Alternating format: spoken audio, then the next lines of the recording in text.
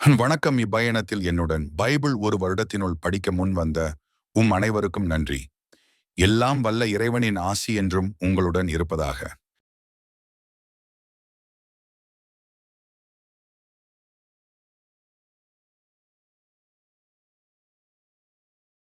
தொடக்க நூல் அதிகாரம் 10. நோவா புதல்வரின் வழிமரபினர். நோவாவின் புதல்வர் சேம், காம், எபேத்து ஆகியோரின் வழிமரபினர் இவர்களே. வெள்ளப்பெருக்கு கூப்பின் அவர்களுக்கு புதல்வர் பிறந்தனர். எப்பேத்தின் புதல்வர் கோமேர், மாகோகு, மாதாய், யாவான், தூபால், மெசேக்கு, தீராசு. கோமேரின் புதல்வர் அஸ்கனாசு, இரிபாத்து, தோகர்மா. யாவானின் புதல்வர் எலிசா, தர்சீஷு, கித்திம், தோதானிம். இவர்கள் வழிவந்த கடற்கரை நாட்டினர் மொழி, குடும்ப, இனவாரியாக பிரிந்து தம் நாடுகளில் பரவினர். காமின் புதல்வர் கூசு, எகிப்து, பூற்று, கானான்.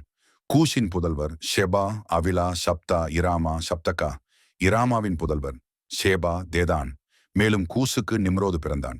இவன்தான் முதலாக உலகத்தில் பேராற்றல் கொண்டவனாக விளங்கியவன். ஆண்டவர் திருமுன் இவன் ஆற்றல் மிக்க வேடனாக இருந்தான். இதனால் ஆண்டவர் திருமுன் நிம்ரோதை போன்ற ஆற்றல் மிக்க வேடன் என்ற வழக்கு ஏற்படலாயிற்று. முதலில் சினையார் நாட்டில் இருந்த பாபேல், எரேக்கு, அக்காது, கல்னே ஆகியவை அவன் ஆட்சிக்குள் வந்தன. அந்நாட்டிலிருந்து அசீரியா நாட்டுக்குச் சென்று அங்கே நினிவே, இரகபோத்து, ஈர், காலாகு ஆகிய நகரங்களை அமைத்தான். நினிவேக்கும் காலாகிற்கும் இடையே மிகப்பெரிய நகரமாகிய இரசேனை அவன் நிறுவினான். எகிப்தின் புதல்வர் லூதிம், அனாமிம், இலகாபிம், நப்துகிம், பத்ருசிம். பெலிஸ்தியரின் மூதாதையரான கஸ்லுகிம், கப்தோரிம். கானானின் தலைமகன் சீதோன் ஏனைய புதல்வர் ஏத்து, எபுசி, எமோரி, கிர்காசி, இவ்வி, அர்கி, சீனி, அர்வாது, செமாரி, அமாத்தி. இந்த கானானின் குடும்பங்கள் பின்னர் பிரிந்து பரவலாயின. கானானியர் நாட்டு எல்லை சீதோனில் இருந்து தெற்கே கெரார் செல்லும் திசையில் காசா வரையும், கிழக்கில் சோதோம், கொமோரா, அத்மா, ஷெபோயிம் செல்லும் திசையில் இலாசா வரையும் பரவியிருந்தது. இவை காம் புதல்வரின் குடும்ப, மொழி, நாடு, இனவாரியான பிரிவுகள். எப்பேத்தின் மூத்த சகோதரன் சேமுக்கு புதல்வர் பிறந்தனர். சேம் எபேரியரின் முதுபெருந்தந்தை. சேமின் ஏனைய புதல்வர் ஏலாம், அசீரியா, அர்பகசாது, லூது, ஆராம். ஆராமின் புதல்வர் ஊசு, ஊல், கெத்தெர், மாசு. அர்பகசாதுக்கு செலாகு பிறந்தான். செலாகிற்கு ஏபேர் பிறந்தான். ஏபேருக்கு புதல்வர் இருவர் பிறந்தனர். ஒருவனின் பெயர் பெலேக்கு, ஏனெனில் அவன் காலத்தில்தான் உலக மக்கள் பிரிந்தனர். அவன் சகோதரனின் பெயர் யோக்தான். யோக்தானின் புதல்வர் அல்மோதாது, செலேப்பு, அச்சர்மாவேத்து, எராகு, அதோராம், ஊசால், திக்லா, ஓபால், அபிமாவேல், சேபா, ஓபீர், அவிலா, யோபாபு. அவர்கள் வாழ்ந்த நாடு மேசாவிலிருந்து கிழக்கே செப்பார் செல்லும் திசையிலிருந்த மலைநாடு வரை பரவியிருந்தது. இவை சேம் புதல்வரின் குடும்ப, மொழி, நாட்டு, இனவாரியான பிரிவுகள். இவை நோவா புதல்வரின் வழிவந்த குடும்பங்களின் இனவாரியான தலைமுறைகள். இவர்கள் வழிவந்த மக்களினங்களே வெள்ளப்பெருக்கிற்கு பின் உலகின் எல்லா நாடுகளிலும் பரவின. தொடக்க நூல் அதிகாரம் 11. பாபேல் கோபுரம். அப்பொழுது உலகம் முழுவதிலும் ஒரே மொழியும் ஒரே விதமான சொற்களும் இருந்தன. மக்கள் கிழக்கிலிருந்து புறப்பட்டு வந்து சினையார் நாட்டில் சமவெளி ஒன்றை கண்டு அங்கே குடியேறினர்.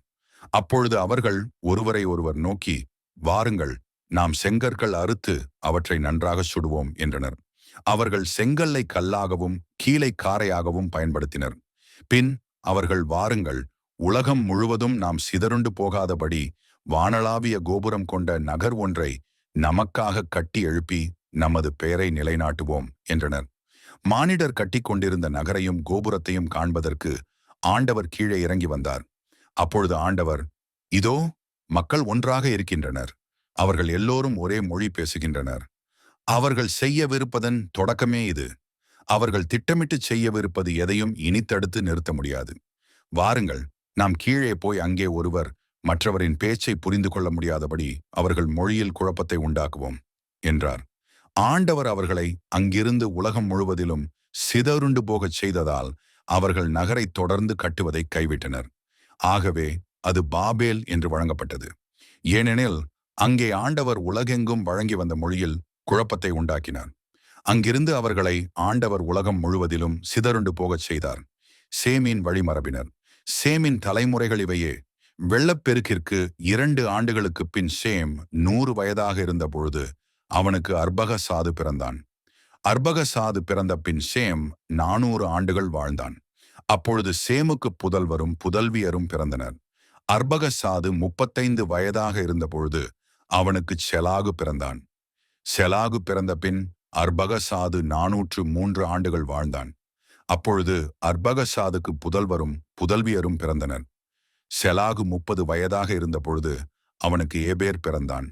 ஏபேர் பிறந்த பின் செலாகு 403 ஆண்டுகள் வாழ்ந்தான். அப்பொழுது செலாகிற்கு புதல்வரும் புதல்வியரும் பிறந்தனர். ஏபேர் 34 வயதாக இருந்தபொழுது அவனுக்கு பெலேகு பிறந்தான். பெலேகு பிறந்த பின் ஏபேர் 430 ஆண்டுகள் வாழ்ந்தான். அப்பொழுது ஏபேருக்கு புதல்வரும் புதல்வியரும் பிறந்தனர். பெலேகு 30 வயதாக இருந்த பொழுது அவனுக்கு இரையு பிறந்தான். இரையு பிறந்த பின் பெலேகு 209 ஆண்டுகள் வாழ்ந்தான். அப்பொழுது பெலேகிற்கு புதல்வரும் புதல்வியரும் பிறந்தனர். இரையு 32 வயதாக இருந்த பொழுது அவனுக்கு செரூகு பிறந்தான். செரூகு பிறந்த பின் இரையு 207 ஆண்டுகள் வாழ்ந்தான். அப்பொழுது இரையுவுக்கு புதல்வரும் புதல்வியரும் பிறந்தனர். செரூகு 30 வயதாக இருந்த பொழுது அவனுக்கு நாகோர் பிறந்தான். நாகோர் பிறந்த பின் செரூகு 200 ஆண்டுகள் வாழ்ந்தான். அப்பொழுது செரூகுக்கு புதல்வரும் புதல்வியரும் பிறந்தனர். நாகோர் 29 வயதாக இருந்த பொழுது அவனுக்கு தெராகு பிறந்தான். தெராகு பிறந்த பின் நாகோர் 119 ஆண்டுகள் வாழ்ந்தான். அப்பொழுது நாகோருக்கு புதல்வரும் புதல்வியரும் பிறந்தனர். தெராகு 70 வயதாக இருந்த பொழுது அவனுக்கு ஆபிராம், நாகோர், ஆரான் ஆகியோர் பிறந்தனர். தெராக்கின் வழிமரபினர். தெராக்கின் தலைமுறைகள் இவையே. தெராகிற்கு ஆபிராம், நாகோர், ஆரான் ஆகியோர் பிறந்தனர். ஆரானுக்கு லோத்து பிறந்தான். ஆரான் தான் பிறந்த நாட்டில் ஊர் என்ற கல்தேயர் நகரில் தன் தந்தை தெராகிற்கு முன்பே இறந்தான். ஆபிராமும் நாகோரும் பெண் கொண்டனர். ஆபிராமின் மனைவி பெயர் சாராய். நாகோரின் மனைவி பெயர் மில்கா. மில்கா ஆரானின் மகள். மில்கா இசுக்கா ஆகியோரின் தந்தை ஆரான். சாராய் குழந்தை பேறு இல்லாமல் மலடியாயிருந்தார்.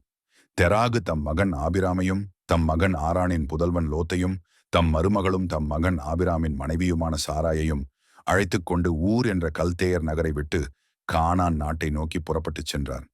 காரான் என்ற இடத்திற்கு வந்ததும் அங்கேயே அவர்கள் தங்கி வாழலாயினர்.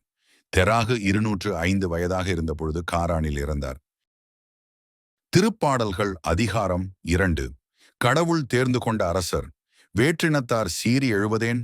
மக்களினங்கள் வீணாகச் சூழ்ச்சி செய்வதேன்? ஆண்டவருக்கும் அவர்தம் அருள் பொழிவு பெற்றவர்க்கும் எதிராக பூவுலகின் அரசர்கள் அணிவகுத்து நிற்கின்றார்கள். ஆள்வோர் ஒன்று கூடி சதி செய்கின்றார்கள். அவர்கள் பூட்டிய தலைகளை தகர்ப்போம், அவர்கள் வைத்த கண்ணிகளை நம்மிடமிருந்து அறுத்தெறிவோம் என்கின்றார்கள்.